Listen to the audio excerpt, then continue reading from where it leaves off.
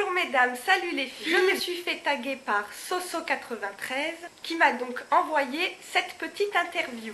Alors, question 1. As-tu déjà été draguée par un mec de manière insistante et combien de fois?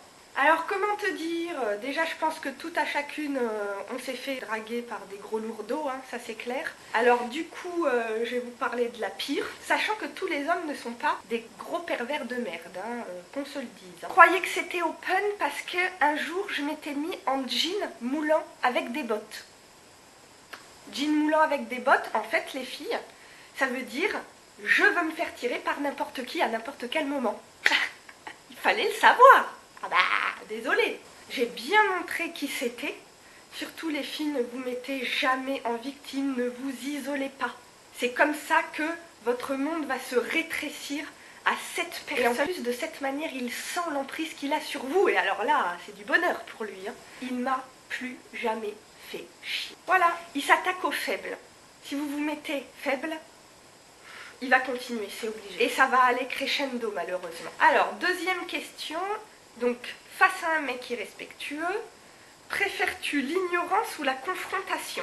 Et par là même, comment te débarrasser d'un dragueur sans le vexer? Alors, ma technique, dite de l'entourloupe. Alors en fait, je fais le mec, il a rien compris, ça le met dans un sentiment de surprise totale et c'est ce qu'on cherche. Et le temps qu'il capte, vous êtes déjà à quelques pas de lui et normalement, ça suffit à ce qu'il lâche l'affaire. Après, si vous avez vraiment affaire à un super loup, là, si on utilise vraiment des techniques d'autodéfense, c'est que votre agresseur a passé votre espace vital. Voilà, à partir du moment où il franchit votre espace vital, là, oui, ni une ni deux, vous vous défendez physiquement. C'est jouissif.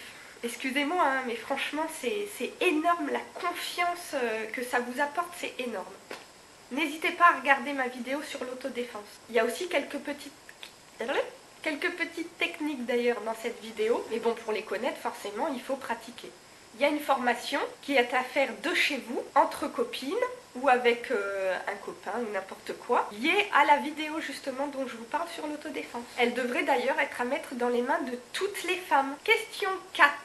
Enfin bon, on va essayer de changer les choses, hein, petit à petit, pour que les femmes aient un peu plus de droits, et qu'on arrête une fois pour toutes de nous traiter de cette manière. J'espère que ça va en sauver certaines. Aussi, je vous donnerai le conseil de ne pas agresser directement un potentiel agresseur.